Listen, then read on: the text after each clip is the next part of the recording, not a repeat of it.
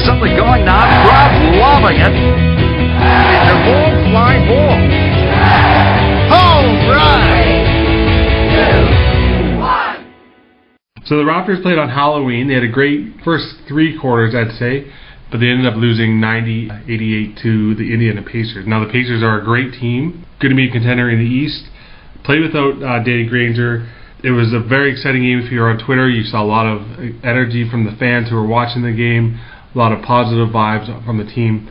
Did you end up getting a chance to watch the game, or did you see any sort of reaction from some fans on Twitter? No, I saw post-game, only post-game, and so I got, luckily enough, I got to go over some Twitter feeds, though, from people that I follow who are interested in the Raptors, and it seemed like a pretty good game.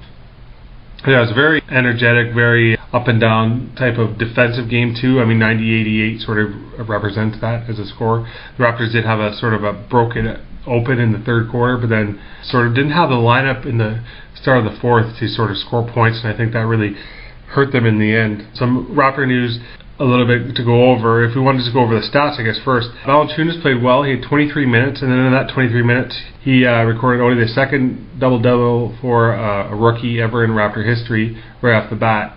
Damon Stoudemire was the first, and Valanciunas scored 12 points and 10 rebounds. Sweet. Pretty good. That's good for him. Kyle Lowry pretty much was the other story of the game. He had 21 points, 7 rebounds, 5 steals, and 8 assists. Well, that's what they wanted from him, right? Yeah, I mean, he brought sort of an energy every time he was on the court. He sort of made something happen. I think what happened probably at the end of the game, though, he lost a little bit of gas. I think he's still getting his sort of energy or his legs underneath him. He missed part of the preseason. I think he's now just sort of coming around. Bargnani did pretty well with 16 points, playing with the flu. Looked really good defensively. I think as a front court, Valanciunas and Bargnani are sort of starting to get that sort of cohesive unit together. Bargnani probably will produce better as we progress once he starts feeling better. I mean, anybody who's played with a flu or a cold understands that's not the ideal situation.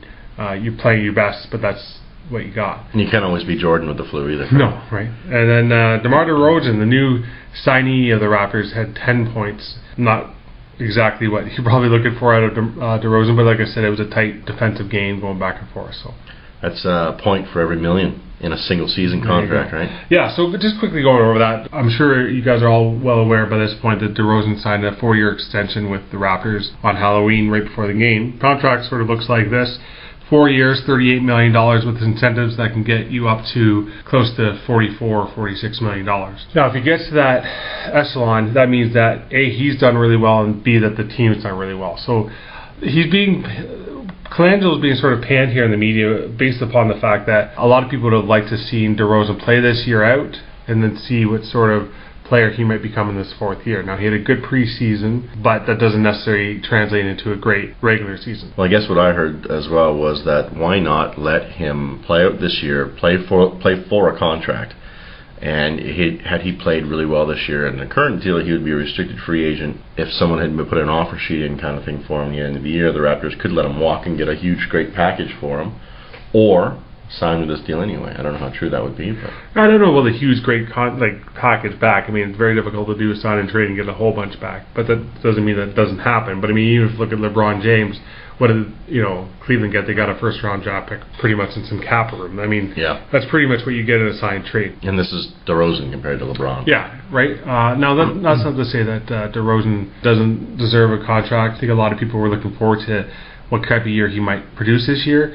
I think what people are more upset with is why not have him earn this contract instead of going off potential. Saying that, I think if DeRozan does play up to potential, what he can become, I mean, we can all see his athleticism. I think if he becomes a better dribbler and can start shooting a little bit from the outside a little bit better, I think this deal looks like a better one. I mean, a lot of people pan Colangelo for the contract he gave Bargnani, but if you look in hindsight at what Bargnani brings to the table in terms of points and the skilled 7-footer on your front end, I mean, he's paying him only about $11 million a season, which is really nothing when you consider he's a 20-point player per game. So it's struggle for me to say it's a bad or good deal. I mean, I think it's a wait and see. I think the hard part is that $10 million for a player that at this point is pretty much averaging about 16 points a game is very difficult to swallow. So I understand where the frustration is there. But if DeRozan can improve his game all around. And we all know he's a gym rat. We all know he works hard. I think we have a chance to see a good player here. I mean, he's only 23. I mean, he's not old by any means. He's in the gym all the time.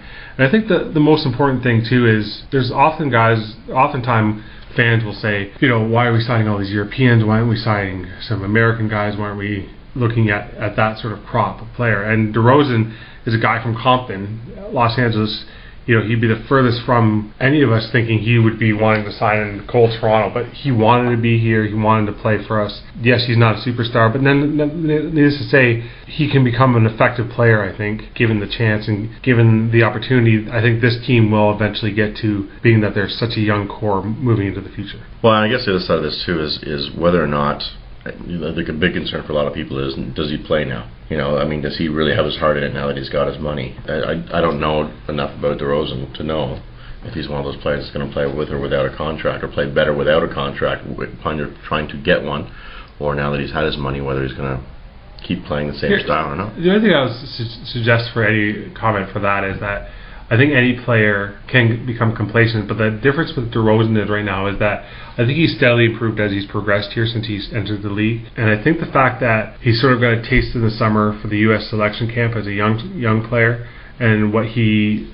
observed on the players that are the quote-unquote echelon players of this league and what he wants to strive to become. He's not yet an all-star. He's not yet a 20-point player. He's not yet the all-around package. I think he has a lot to strive for, and if you look at him before he even had these contracts, he was in the gym working his tail off trying to become a better player, I think for his own right, and then secondary for the team.